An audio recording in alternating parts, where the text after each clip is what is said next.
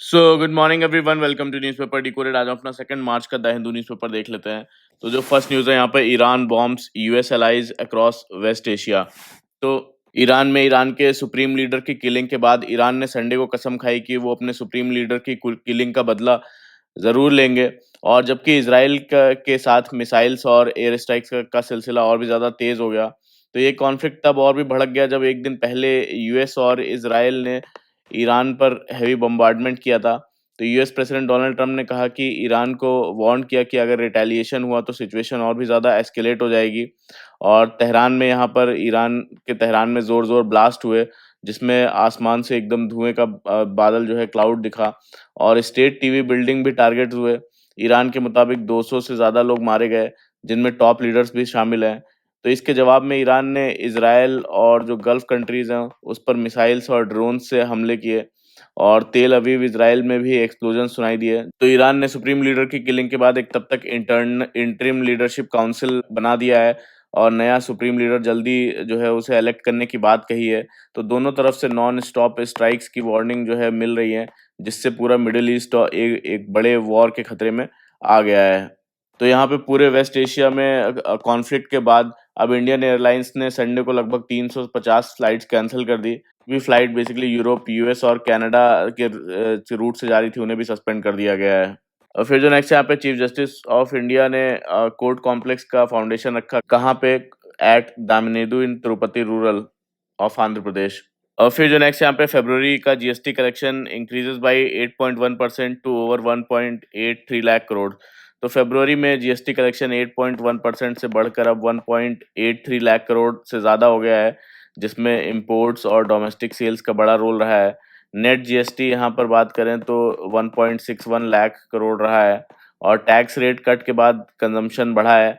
लेकिन तमिलनाडु, एमपी, राजस्थान जैसे स्टेट्स में स्लो या फिर नेगेटिव ग्रोथ का कंसर्न ये भी बना हुआ है। फिर जो नेक्स्ट है यहाँ पे, will leverage technology to crack down on market manipulators, says SEBI chief. तो यहाँ पर securities and exchange board of India के चेयरमैन ने बताया कि रेगुलेटर्स अब आर्टिफिशियल इंटेलिजेंस और एडवांस टेक्नोलॉजी का यूज़ करके मार्केट मैनिपुलेटर्स और साइबर फ्रॉडस्टर्स पर सख्त नज़र रखेगा और इन्वेस्टर अवेयरनेस बढ़ाने के लिए भी आर्टिफिशियल इंटेलिजेंस बेस्ड कैंपेन्स चलाए जा रहे हैं। तो सेबी का एम है ऑप्टिमम रेगुलेशन रखना, यानी मार्केट सेफ रहे लेकिन स्टेक होल्डर्स को अननेसेसरी ट्रबल भी ना हो। तो सेबी ने कैपिटल मार्केट को इजी और इन्वेस्टर फ्रेंडली बनाने के लिए डजन्स ऑफ इनिशिएटिव्स लॉन्च किए हैं। एक इम्पॉर्टेंट टूल इसमें से सेबी चेक है। तो ये सेबी चेक क्या करता है कि जो भी यूपीआई पेमेंट है उनसे पहले वेरीफाई करता है कि ब्रोकर्स जो है रजिस्टर्ड हैं या फिर फ्रॉड है। तो आर्टिफिशियल इंटेलिजेंस कंपनी के साथ मिलकर मल्टी लैंग्वेज कॉल्स से लोगों को एजुकेट भी किया गया है। तो उन्होंने कहा इंडियन मार्केट स्टेबल हैं और पैनिक की कोई भी ज़रूरत नहीं है। और फिर जो नेक्स्ट है यहाँ पे, why key to coconut cultivation today is sustainability not productivity. तो यहाँ पर यूनियन बजट 2026 और 27 में गवर्नमेंट ने कोकोनट प्रोडक्शन स्कीम अनाउंस की, जिसका एम है ओल्ड और जो लो प्रोडक्टिव कोकोनट गार्डन्स को हाई यील्ड वेराइटीज से रिप्लेस करना और कोस्टल एरियाज में न्यू प्लांटेशंस लगाना। तो फार्मर्स ने इस स्टेप को वेलकम किया है और इंडिया दुनिया का सबसे बड़ा कोकोनट प्रोड्यूसर और कंज्यूमर है। लेकिन अब बिगेस्ट चैलेंज यहाँ पे प्रोडक्टिविटी नहीं है, बल्कि क्लाइमेट चेंज और डिजीज़ेज़ हैं। तो ये सबसे बड़े चैलेंजेस हैं। तो रिसर्च के मुताबिक जो फ्यूचर में टेम्परेचर बढ़ने की वजह से ड्रॉट, स्ट्रेस और डिजीज़ प्रॉब्लम्स और भी ज़्यादा सीरियस हो सकती हैं, जिससे जो कर्नाटका है, आंध्र प्रदेश है, तमिलनाडु है, इनके कई सारे जो कोकोनट प्रोड्यूसिंग एरियाज़ हैं और फार्मर्स हैं, उनके लिए जो है लेस सूटेबल हो सकते हैं। और यहाँ पर जो रूट विल्ट डिजीज़ है, उसने केरला और तमिलनाडु के कुछ रीजन्स जो हैं, उनमें ऑलरेडी हैवी डैमेज किया है। तो एक्सपर्ट्स का कहना है कि स्कीम सिर्फ सीडलिंग जो डिस्ट्रीब्यूशंस हैं, उन डिस्ट्रीब्यूट करने तक लिमिटेड नहीं होनी चाहिए, बल्कि heat tolerant, drought resistant, disease resistant varieties जो है डेवलप करना ज़रूरी है। और फार्मर्स को डायरेक्ट बेनिफिट ट्रांसफ़र देना भी बेटर ऑप्शन बताया गया है कि ताकि वो अपनी जो ज़रूरत के हिसाब से इन्वेस्टमेंट कर सकें। और यहाँ पर वैल्यू एडिशन स्कीम्स पहले ज़्यादा सक्सेसफुल नहीं रहे, क्योंकि जो मार्केटिंग सपोर्ट है वो उन्हें नहीं मिला। इसीलिए छोटे प्रैक्टिकल जो पायलट प्रोजेक्ट्स हैं और स्ट्रॉन्ग मार्केट लिंकेज ज़्यादा इफेक्टिव हो सकते हैं। और सही इम्प्लीमेंटेशन इस चीज़ का हुआ तो ये स्कीम जो है कोकोनट फार्मर्स का फ्यूचर यहाँ पर सिक्योर कर सकती है। और फिर जो नेक्स्ट यहाँ पे, skill India's Herculean challenges Galgotias blunders. तो यहाँ पर इंडिया के पास 2040 तक एक डेमोग्राफिक डिविडेंड का गोल्डन चांस है, यानी ह्यूज यंग पॉपुलेशन जो इकोनॉमी को बूस्ट कर सकती है। लेकिन इस अपॉर्चुनिटी को यूज़ करने के लिए स्ट्रॉन्ग स्किल सिस्टम ज़रूरी है। और यहाँ पर यूरोप और चाइना में बात करें तो लगभग 50% स्कूल स्टूडेंट्स वोकेशनल एजुकेशन में होते हैं, जबकि इंडिया में सिर्फ यही 1.3% है, जो दिखाता है कि स्किल एजुकेशन को लॉन्ग टाइम तक इग्नोर किया गया है। और यहाँ पर नेशनल एजुकेशन पॉलिसी 2020 ने जो टारगेट दिया है, वो 2025 तक 50% जो स्टूडेंट्स हैं वोकेशनल एजुकेशन से एक्सपोज्ड होंगे, और यानी कि उन्हें काम के साथ-साथ जो पढ़ाई के साथ-साथ स्किल्स, इंडस्ट्रियल स्किल्स भी मिलेंगी। लेकिन सिर्फ एक्सपोज़र का मतलब प्रॉपर ट्रेनिंग नहीं होता है। इंडिया जो है स्किल ट्रेनिंग पर कम बजट खर्च करता है, और जबकि जर्मनी और यहाँ पर चाइना ज़्यादा इन्वेस्ट करते हैं। गवर्नमेंट स्कीम्स भी कंसिस्टेंट नहीं रहती हैं, जैसे 2026 इंटर्नशिप स्कीम में सिर्फ 5% फंड्स ही यूज़ हो पाए।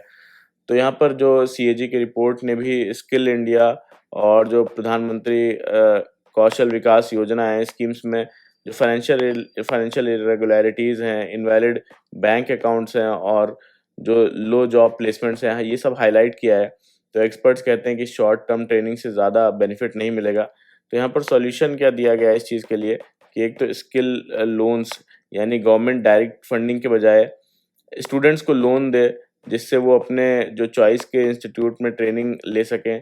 इससे कंपटीशन और जो क्वालिटी है दोनों ही बढ़ेंगे। और यहाँ पर सेकंड बोलते हैं कि स्किल वाउचर्स। तो स्किल वाउचर्स में पब्लिक फंड डायरेक्टली ट्रेनीज को मिले, और जिससे वो artificial intelligence, digital, green skills या फिर फॉरेन लैंग्वेजेस जैसे कोर्सेज चूज कर सकें।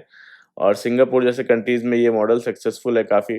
फिर यहाँ पर थर्ड बोलते हैं कि स्किल लेवी ऑन इंडस्ट्रीज। तो यहाँ पर स्किल लेवी लगाना, तो ऑर्गेनाइज्ड कंपनीज के कंट्रीब्यूशन लेकर ट्रेनिंग फंड बनाया जाए, जिससे कि जर्मनी, साउथ कोरिया और सिंगापुर में होता है। इससे स्किल जो इंडस्ट्री स्किल डेवलपमेंट में एक्टिवली इन्वॉल्व होगी, और साथ ही रियल टाइम जो जॉब मार्केट डेटा और आर्टिफिशियल इंटेलिजेंस एनालिसिस से प्लानिंग करना ज़रूरी है। तो आर्टिकल का कंक्लूजन ये है कि अगर पॉलिसी करेक्शन नहीं हुआ, तो 2040 के बाद इंडिया अपना जो डेमोग्राफिक एडवांटेज है वो लूज कर सकता है। और फिर जो नेक्स्ट यहाँ पे American and Israeli thuggery has no place in international system. तो यहाँ डोनाल्ड ट्रम्प ने व्हाइट हाउस आते वक्त प्रॉमिस किया था कि अमेरिका एंडलेस वॉर जो है वो ख़त्म करेगा, लेकिन वेस्ट एशिया में ईरान के खिलाफ वॉर ने इस प्रॉमिस को तोड़ दिया है। और ट्रम्प और इसराइल के जो प्राइम मिनिस्टर हैं, उन्होंने 28 फरवरी को ईरान पर एक बड़ा अटैक लॉन्च किया, जिसमें सुप्रीम लीडर वहाँ के और कई सारे टॉप लीडर्स मारे गए। तो क्रिटिक्स के मुताबिक ये एक्शन यहाँ पर रेकलेस था और इंटरनेशनल लॉ के खिलाफ माना जा रहा है। तो ईरान ने भी स्ट्रॉन्ग रिटेलिएशन किया, मिसाइल्स और ड्रोन से इजरायली और जो यूएस बेसेस हैं उनको टारगेट किया, और स्ट्रेट ऑफ हॉर्मुज बंद करने की वार्निंग दी है, जो कि ग्लोबल ऑयल सप्लाई के लिए बहुत ज़्यादा क्रिटिकल है। तो इसका इकोनॉमिक इम्पैक्ट जो है इंडिया जैसे ऑयल इंपोर्टिंग कंट्रीज़ पर भी पड़ सकता है। तो इजराइल ने वॉर को प्रीएम्प्टिव बताया है, लेकिन रिपोर्ट्स के हिसाब से ईरान उस वक्त यूएस के साथ न्यूक्लियर टॉक्स में लगा हुआ था, और जिससे जिसे ओमान मेडिएशन कहा जा रहा था, कि ओमान में जो हो रहा है मेडिएशन दोनों के बीच में। और पहले भी 2018 में ट्रम्प ने क्लियर न्यूक्लियर डील जो है वो तोड़ दी थी, और 2025 में इसराइल ने यूनिलेटरल स्ट्राइक की थी ईरान पे। तो आर्टिकल का आर्गुमेंट ये है कि ये वॉर जो है फ्रीडम के लिए नहीं, बल्कि रीजनल पावर बैलेंस और स्ट्रैटेजिक इंटरेस्ट के लिए है। और वार्निंग दी गई है कि अगर वॉर नहीं रुका तो पूरा रीजन और ग्लोबल ऑर्डर वो डिस्टेबलाइज हो सकता है। और फिर जो नेक्स्ट यहाँ पे, judiciary seems quick to take offence only when it sees itself under attack. तो यहाँ पर सुप्रीम कोर्ट ने बेसिकली एनसीईआरटी की क्लास 8th की सोशल साइंस की जो टेक्स्ट बुक है, उसमें जुडिशरी पर क्रिटिकल रेफरेंस देखकर स्ट्रॉन्ग रिएक्शन दिया, और कहा किसी को भी जुडिशरी की इंटीग्रिटी को टार्निश नहीं करने दिया जाएगा। लेकिन आर्टिकल के मुताबिक कोर्ट्स जो है शायद ओवर रिएक्ट कर गया। तो गवर्नमेंट ने रिग्रेट एक्सप्रेस किया, और एजुकेशन जो मिनिस्टर हैं धर्मेंद्र प्रधान, उन्होंने ऑफिशियल्स पर एक्शन की बात की, जो कुछ लोगों के हिसाब से एग्जीक्यूटिव आर्बिट्रेरीनेस जो है वो लगती है। तो टेक्स्ट में के जो कोर्ट्स के केस पेंडेंसी और जुडिशियल करप्शन का मेंशन था, और रियलिटी ये है कि करप्शन के केसेस एग्जिस्ट करते हैं, और उन्हें डिस्कस करना अवेयरनेस का पार्ट हो सकता है। तो टेक्स्ट बुक्स यहाँ पर ऑफिशियल डॉक्यूमेंट्स होते हैं, इसलिए जुडिशरी ने इसे इल मोटिवेटेड माना।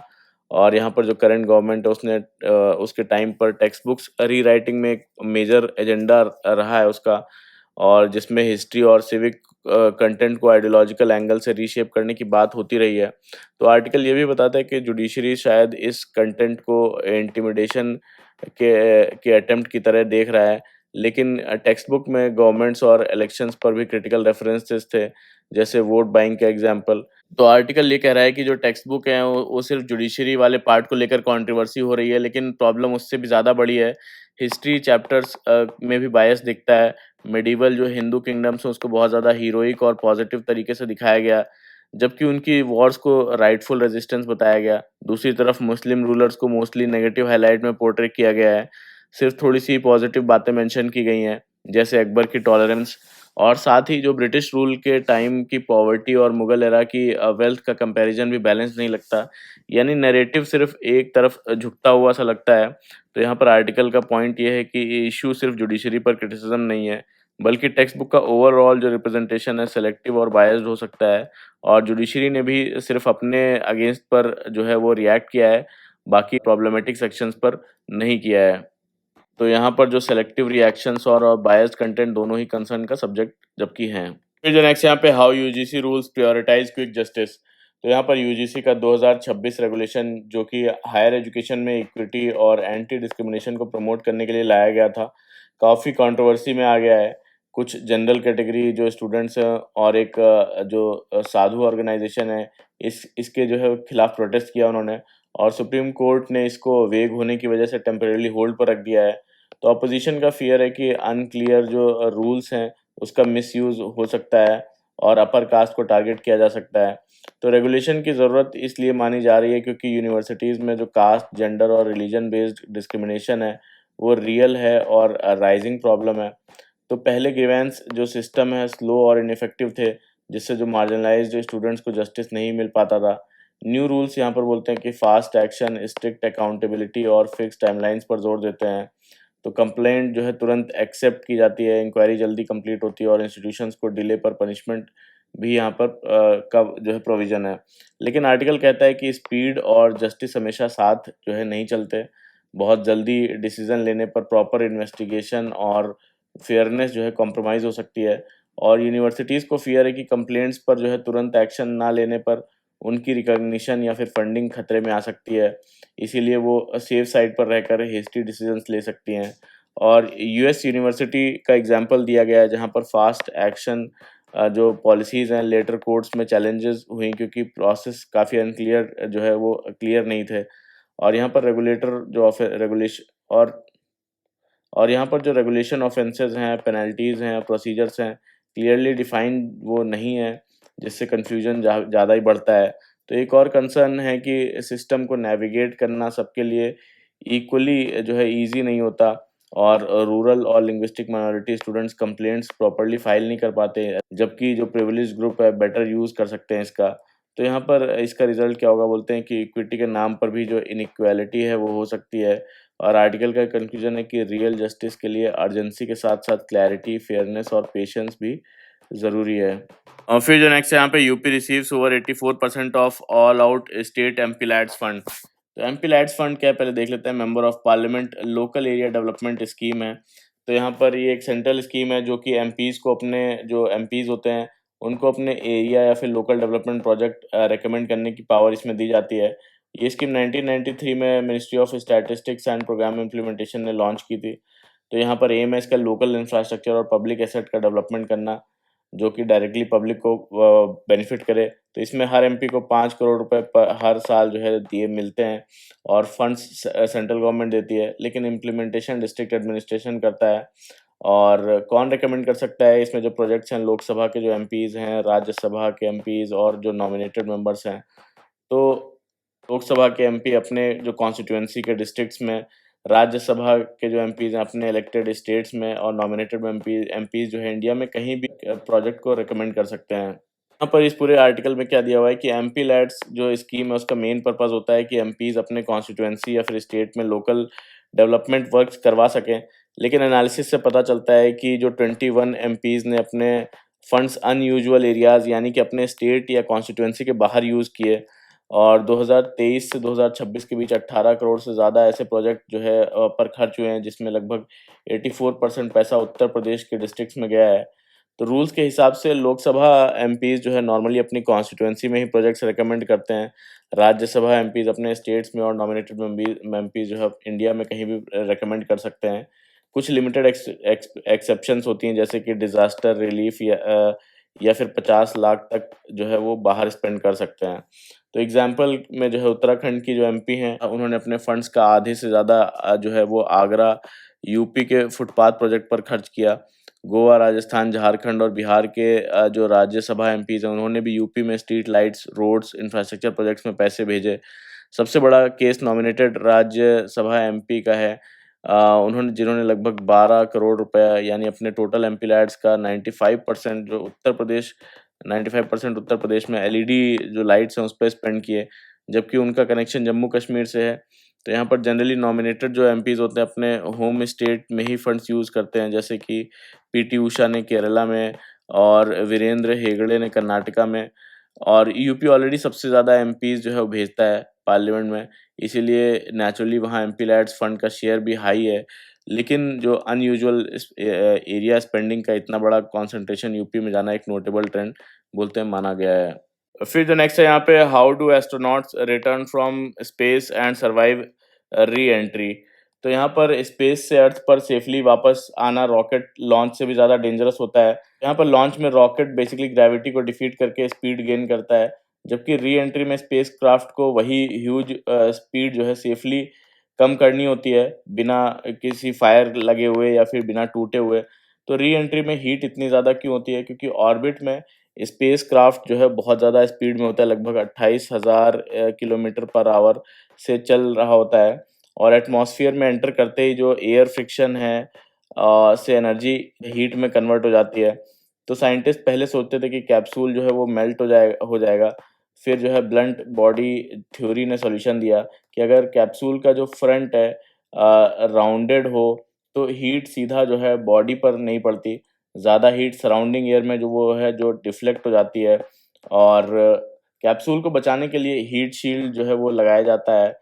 तो यहाँ पर एक एब्लेशन मटेरियल होता है जो जलकर हीट के साथ जो है वो ले जाता है एब्लेशन, और इंसुलेशन यानी हीट को अंदर तक पहुँचने से रोकता है। फिर यहाँ पर री एंट्री कॉरिडोर की बात करते हैं। ये क्या होता है कि स्पेसक्राफ्ट जब अर्थ में वापस आता है तो उसे एटमॉस्फेयर में बिल्कुल सही एंगल पर जो है एंटर करना पड़ता है। ये एंगल ही डिसाइड करता है कि मिशन सेफ होगा या डिज़ास्टरस होगा। तो स्पेसक्राफ्ट भी अगर बहुत हल्के एंगल पर आएगा, कम एंगल पर, तो एटमॉस्फेयर उसे प्रॉपर्ली स्लो नहीं कर पाएगा और वो बाउंस बैक करके वापस स्पेस में चला जाएगा। फ्यूल खत्म हो सकता है, स्पेसक्राफ्ट लॉस हो सकता है, और बहुत ज़्यादा स्टीप एंगल रहेगा तो एयरक्राफ्ट बहुत जो है ज़्यादा फ्रिक्शन या फिर एक्सट्रीम हीट प्रोड्यूस करेगा, स्ट्रक्चर डैमेज हो सकता है। तो एस्ट्रोनॉट्स के लिए जो लीथल होगा। तो इसीलिए आइडियल केस है कि परफेक्ट एंगल हो, ना ज़्यादा फ्लैट ना ज़्यादा स्टीप। तो एटमॉस्फेयर जो है ग्रेजुअली स्पीड कम करेगा, हीट मैनेज करेगा और सेफ लैंडिंग यहाँ पर पॉसिबल हो पाएगी। यहाँ पर बोलते हैं कि कम्युनिकेशन ब्लैकआउट क्यों होता है, कि एक्सट्रीम हीट एयर को आयोडाइज्ड प्लाज्मा बना देती है, आयोडाइज्ड प्लाज्मा जो रेडियो सिग्नल्स ब्लॉक करता है। तो इसीलिए कुछ मिनट्स तक ग्राउंड से जो है कांटेक्ट वो टूट जाता है। तो अब ये बोलते हैं कि हमारा जो गगनयान मिशन है वो कैसे री एंट्री करेगा। तो यहाँ पर सर्विस मॉड्यूल इंजन्स की बात करते हैं कि ये ऑर्बिट्स स्लो करेंगे, यानी कि जो स्पेसक्राफ्ट क्या है कि अर्थ के अराउंड बहुत फास्ट घूम रहा होता है। सर्विस मॉड्यूल जिस डायरेक्शन में घूम रहा होता है उसके ऑपोजिट डायरेक्शन में रॉकेट्स ऑपोजिट डायरेक्शन में फायर करता है, जिससे कि स्पीड कम होती है, स्पेसक्राफ्ट अपना ऑर्बिट जो है वो छोड़ देता है और अर्थ की तरफ गिरना शुरू करता है। और फिर सेकंड यहाँ पर बोलते हैं कि स्पीड कम करने के बाद जो सर्विस मॉड्यूल की ज़रूरत नहीं होती है। ये क्रू कैप्सूल से सेपरेट हो जाते हैं और एटमॉस्फेयर में घुसते ही हीट से जो है वो बर्न हो जाते हैं। तो क्रू मॉड्यूल यहाँ पर बोलते हैं कि एस्ट्रोनॉट वाला जो पार्ट है क्रू मॉड्यूल, जिसमें एस्ट्रोनॉट्स रहते हैं, स्पेशली डिज़ाइंड होता है। नीचे हीट शील्ड होता है इसमें, और 1500 डिग्री सेल्सियस से ज़्यादा टेम्परेचर को प्रोटेक्ट करता है, तो ये कैप्सूल जलता नहीं है। ये बोलते हैं कि कैप्सूल जो है ये थोड़े एंगल पर आता है, एयर से लिफ्ट मिलती है इसको और लैंडिंग ज़ोन की तरफ स्टीयर करता है ये। फिर यहाँ पर बोलते हैं कि 3 स्टेज पैराशूट्स जो डिप्लॉय होते हैं। लोअर ऑल्टीट्यूड पर स्मॉल पैराशूट्स स्टेबिलिटी के लिए, ड्रोग पैराशूट्स स्पीड कम करने के लिए, और मेन जो पैराशूट्स होते हैं फाइनल स्लो डिसेंट कराने के लिए। फिर यहाँ पर बोलते हैं कि बे ऑफ बंगाल में सेफ स्प्लैश डाउन, यानी कि कैप्सूल पानी में जेंटली लैंड करता है। इंडियन नेवी रिकवरी जो टीम है एस्ट्रोनॉट्स को पिक करती है। ये पूरा जो री एंट्री एक केयरफुली कंट्रोल्ड फॉल है जिसमें स्पीड, हीट और डायरेक्शन तीनों को परफेक्टली मैनेज करना पड़ता है। फिर जो नेक्स्ट यहाँ पे missile interceptors in US Iran war, तो यहाँ पर बोलते हैं कि जो फ्रेश यूएस लेड कोलिशन है, यूएस, इजराइल और जो यूएई का, तो और ईरान के बीच जो कॉन्फ्लिक्ट है उसने एक नया इंटीग्रेटेड एयर डिफेंस जो नेटवर्क है उसको एक्टिवेट कर दिया है। पिछले 2025 के जो 12 दिन की वॉर में ईरान ने 500 से ज़्यादा बैलिस्टिक मिसाइल्स और हज़ारों जो ड्रोन से लॉन्च किए थे, जिससे डिफेंस सिस्टम का हेवी टेस्ट हुआ। तो इस बार बोलते हैं कि गल्फ कॉप जो रीजन है उसमें वो भी बैटलफील्ड बन गया है और यूएई ने साउथ कोरिया का चियोंगुंग 2 सिस्टम डिप्लॉय किया है, मिसाइल इंटरसेप्टर सिस्टम, और जबकि यूएस ने भी कई सारे नए प्रोटोटाइप सिस्टम फील्ड में उतारे हैं। तो मिसाइल डिफेंस क्या होता है? ये सिस्टम इनकमिंग जो मिसाइल्स हैं उनको डिटेक्ट करके टारगेट तक पहुंचने से पहले डिस्ट्रॉय कर देता है, और सैटेलाइट्स और रडार्स जो है मिसाइल की स्पीड और डायरेक्शन ट्रैक करती हैं। फिर इंटरसेप्टर मिसाइल लॉन्च करके उसे मिड एयर में उड़ा दिया जाता है, या ब्लास्ट से या फिर डायरेक्ट हिट से। तो मेजर सिस्टम्स का यहाँ पर जो रोल है बोलते हैं कि यूएस का patriot system fast ballistic missiles के अगेंस्ट यूज होता है। थार्ड सिस्टम है यूएस का, और SM-3 और SM-6 ये हाई ऑल्टीट्यूड और स्पेस फेज इंटरसेप्शन करता है। जो आयरन डोम है इसराइल का, ये बेसिकली शॉर्ट रेंज रॉकेट्स और ड्रोन्स के लिए बनाया गया है। आयरन बीम लेज़र ये ड्रोन स्वार्म्स जो है उसके खिलाफ सस्ता और इफेक्टिव जो डिफेंस सिस्टम है। यहाँ पर जो चोंगयुंग 2 जो यूएई ने डिप्लॉय किया है, 360 डिग्री रडार और vertical launch low cost cruise missiles के लिए आइडियल है। तो यहाँ पर कॉस्ट भी काफ़ी इंपॉर्टेंट है। जो पैट्रियट इंटरसेप्टर है यूएस का, ये लगभग $4 मिलियन तक होता है एक पैट्रियट इंटरसेप्टर का जो एक शॉट होता है। और जबकि ईरान चीप मिसाइल्स का सैचुरेशन अटैक क्या होता है? ये एक मिलिट्री स्ट्रेटजी होती है जिसमें अटैकर्स बहुत ज़्यादा मिसाइल, रॉकेट या ड्रोन एक साथ फायर करता है, इतना ज़्यादा कि डिफेंस सिस्टम उन सबको इंटरसेप्ट ही नहीं ना कर पाए। तो ऐसा अटैक ईरान करता है, करके जो एक्सपेंसिव इंटरसेप्टर्स जो है ख़त्म करने की स्ट्रैटेजी यूज़ करता है। तो ईरान की डिफेंस कैपेबिलिटी की बात करते हैं कि ईरान के पास जो बावर 373, अरमान सेवम खोरदाद और रशियन जो टोर M1 सिस्टम है, जो कि बैलिस्टिक मिसाइल, एयरक्राफ्ट और ड्रोन्स को इंटरसेप्ट कर सकते हैं। लेकिन रिपोर्ट्स के मुताबिक जो हैवी बैराज है उससे उनकी जो डिफेंस ओवरवेल्म्ड हो सकती है, काफ़ी ज़्यादा हैवी स्ट्राइक से, क्योंकि रीलोड टाइम में सिस्टम जो है वल्नरेबल हो जाते हैं। और यहाँ पर मॉडर्न वॉरफेयर में बोलते हैं एयर मिसाइल डिफेंस जो है मल्टी लेयर्ड होता है, स्पेस से लेकर ग्राउंड तक, और टेक्नोलॉजी पावरफुल है पर एक्सपेंसिव और लिमिटेड स्टॉक्स की वजह से लॉन्ग टाइम जो वॉर है सस्टेनेबिलिटी बिगेस्ट चैलेंज यहाँ पर बन जाती है। फिर जो नेक्स्ट है यहाँ पे 16th finance commission misses and concerns. तो यहाँ पर 16th फाइनेंस कमीशन का मेन काम था सेंटर और स्टेट के बीच टैक्स रेवेन्यू का डिस्ट्रीब्यूशन डिसाइड करना था। और इस कमीशन को काफ़ी फ्लेक्सिबिलिटी मिली थी, क्योंकि इसके जो टर्म्स ऑफ रेफरेंस सीधे कॉन्स्टिट्यूशन से आए थे, ना कि डिटेल्ड सेंट्रल इंस्ट्रक्शन से। तो यहाँ पर फिस्कल ट्रांसफर्स दो पार्ट में होते हैं, एक तो वर्टिकल ट्रांसफ़र और एक हॉरिजॉन्टल ट्रांसफ़र जो स्टेट्स के बीच में शेयर होता है, और जो सेंटर और स्टेट के बीच में जो डिस्ट्रीब्यूशन होता है उसे वर्टिकल डिस्ट्रीब्यूशन बोलते हैं। तो यहाँ पर वर्टिकल डायमेंशन बोलते हैं कि जो सेंटर और स्टेट के बीच में हुआ। 14th फाइनेंस कमीशन जो थी उसने स्टेट्स का जो शेयर है डिविजिबल पूल में जो भी divisible pool of tax revenue था उसमें 32% शेयर से बढ़ाकर 42% कर दिया स्टेट्स का, जो बाद में जम्मू एंड कश्मीर के स्टेटस चेंज होने के बाद ये 41% हो गया। और फिर जो 16th फाइनेंस कमीशन आया उसने भी इसी 41% को ही कंटिन्यू रखा, जिससे ये ऑलमोस्ट परमानेंट जैसा हो गया। तो सेंटर को इससे अपना जो फिस्कल स्पेस है कम लगने लगा, इसलिए उन्होंने सेस और जो सरचार्ज है बढ़ा दिए, और क्योंकि सेस और सरचार्ज जो टैक्स कलेक्ट करेंगे वो स्टेट्स के साथ शेयर नहीं करना पड़ेगा। तो यहाँ पर कमीशन ने रिकमेंड किया कि सेंटर अगर सेस का बड़ा हिस्सा एक नॉर्मल टैक्सेस की तरह ले, तो स्टेट्स को थोड़ा-सा इसका शेयर है वो बिना रेवेन्यू लॉस के मिल सकता है। लेकिन कमीशन ने सेस के मिसयूज़ पर स्ट्रॉन्ग क्रिटिसिज़्म नहीं किया। तो ये जो 16th फाइनेंस कमीशन है इसने रेवेन्यू डेफिसिट ग्रांट्स और स्टेट स्पेसिफिक ग्रांट्स भी जो है डिसकंटिन्यू कर दिए, जिससे स्टेट्स का सेंटर की रेवेन्यू में इफेक्टिव शेयर कम हो सकता है। और पिछले कमीशंस में सेंटर के रेवेन्यू का लगभग 27 से 28% स्टेट्स को मिलता था, जो कि 14th फाइनेंस कमीशन में बढ़ाकर 35% से ज़्यादा हो गया। 15th कमीशन में ये जो है 34.4% रहा, जबकि 2026 और 2027 में लगभग 32.7% एस्टिमेट है इसका। और जीएसटी रिफॉर्म्स के रेवेन्यू इम्पैक्ट को फुली कंसिडर नहीं किया। फिर यहाँ पर हॉरिजॉन्टल डेवोल्यूशन की बात करते हैं, जो स्टेट्स और स्टेट्स के बीच डिवाइड हुआ। तो स्टेट्स के बीच डिस्ट्रीब्यूशन के लिए कमीशन ने एक नया क्राइटेरिया कंट्रीब्यूशन जो है वो इंट्रोड्यूस किया। तो इस कंट्रीब्यूशन जिससे कि स्टेट का जो ग्रॉस स्टेट डोमेस्टिक प्रोडक्ट है, शेयर से मेज़र किया गया। और प्रॉब्लम ये है कि gross state domestic product market forces पर डिपेंड करता है। रिच स्टेट्स में जो कैपिटल और जॉब्स ज़्यादा कॉन्सेंट्रेटेड होती हैं, इसीलिए नेचुरली उनका जो ग्रॉस स्टेट डोमेस्टिक प्रोडक्ट है वो बड़ा होता है। पुअर स्टेट्स बैकवर्ड रह जाते हैं, और इसी इम्बैलेंस को कम करने के लिए कमीशन ने डायरेक्ट जो जीएसडीपी की जगह उसका स्क्वायर रूट जो है वो यूज़ किया है। यहाँ पे बोलते हैं कि इस नए फॉर्मूले से जो एमपी है, उत्तर प्रदेश है, बिहार है, राजस्थान है, उड़ीसा और वेस्ट बंगाल जैसे लार्जर और पुअरर स्टेट्स को नुकसान हुआ है। नॉर्थ ईस्ट के छोटे स्टेट्स भी अफेक्टेड हुए हैं। रिच स्टेट्स को अनइवन जो है बेनिफिट मिला है। तो एक्सपर्ट्स का कहना है कि अगर रेवेन्यू जो गैप है, ग्रांट्स दिए जाते हैं, तो वीकर स्टेट्स का लॉस जो है वो कंपनसेट हो सकता है, क्योंकि इंडिया के स्टेट्स की नीड और कॉस्ट काफ़ी डिफरेंट है। तो ओवरऑल यहाँ पर आर्टिकल जो 275 है उसके अंडर इक्वलाइजेशन ग्रांट्स का ऑप्शन यूज़ करके हेल्थ, एजुकेशन और बेसिक सर्विसेज में बैलेंस लाया जा सकता है। तो कंक्लूजन ये है कि कमीशन ने एफिशिएंसी को इम्पोर्टेंस दी, लेकिन जो इक्विटी है यानी पुअरर स्टेट्स की नीड्स को फुल्ली एड्रेस नहीं किया, इसीलिए डिबेट ये कंटिन्यू है। फिर जो नेक्स्ट है यहाँ पे institutions including the courts must acknowledge errors Singhvi.